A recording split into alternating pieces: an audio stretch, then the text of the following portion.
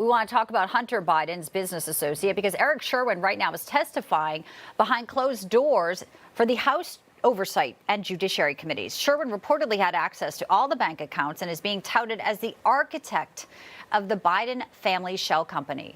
He was subpoenaed last year by House Oversight for a deposition. It is now happening, and we are pleased to bring in now Florida Congressman Byron Donalds, who is a member of House Oversight, joins us on the program today. Congressman, always a pleasure to have you, sir.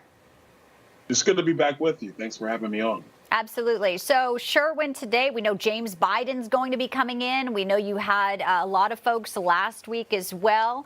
Tell me about Sherwin particularly, though, because there's also these pseudonym emails where he reportedly was copied with the president and Hunter only, and that's a big red flag.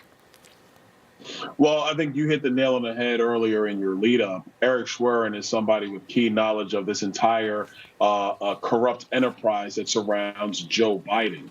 And so his understanding of how the money flowed, his understanding of where the money came from, and his understanding of Joe Biden's level of involvement and knowledge really are going to begin to help us finish our investigation, get those final key questions answered so we can move forward. Do you feel like time is on your side, though? Obviously, we just saw President Biden making some campaign trips here. Some say the clock is somewhat running out, and you guys were stonewalled for months on a lot of the Treasury documents that before Joe Biden took president, Congress had full disclosure and full ability to get, but he changed the law day one there.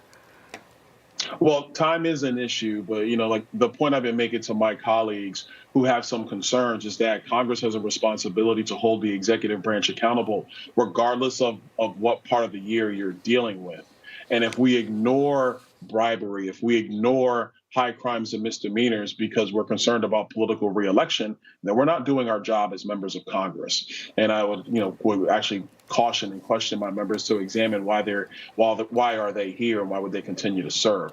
We have a responsibility to hold this administration accountable, and we need to do that. And if our investigation finishes with the information that Joe Biden allowed his son to be an unregistered foreign agent so he can make money off of his political office, then he needs to be held accountable, even if that means impeachment.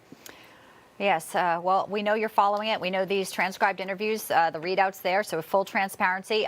Congressman Donalds, before we let you go, what's your reaction to Cori Bush of Missouri? The DOJ has a criminal probe. The House Sergeant of Arms say she may be misspending federal security money. Defund the police, not security for her, though. What's your reaction to that? Well, my first reaction is, how come, you got security money? And look, I want every member of Congress to be safe. Let me first say that. But you're spending security money. I don't have security money. I'm not spending it. I know a lot of my colleagues don't, male or female. That's number one. Number two, again, like you said, the rules are good for everybody else, but not for her. She wants to be protected at all time, but she's leaving so many of her fellow citizens basically at the lurch of criminals where there's no police around. Third part is, they're quick to try to defame President Trump on so many of these trumped up charges.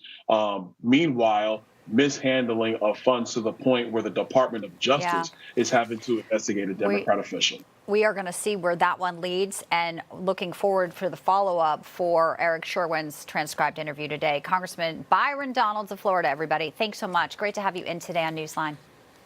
Thank you.